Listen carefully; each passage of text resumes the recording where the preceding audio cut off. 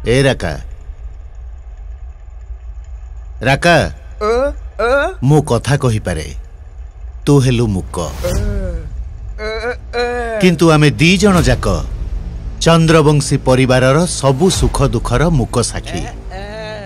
तू हेलु गोटाए पीढ़ीर दर्शक आ मु दी पीढ़ी धरी चंद्रवंशी परिवारर कहानी को निज आखिरे देखि आसुची।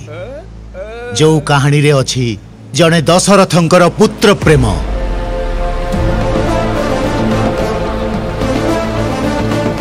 माँ जशोदांकर कृष्ण प्रेम,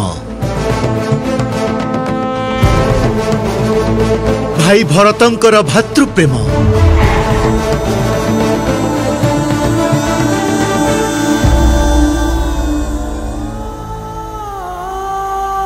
आउ जणे जगुआलीर भीष्म प्रतिज्ञा।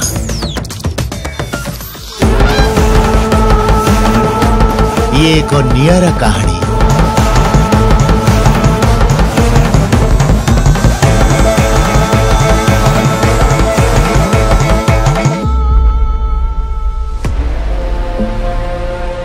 जहा आरंभ होइथिला गोटाए रजरे आउ शेष हब एई रजरे।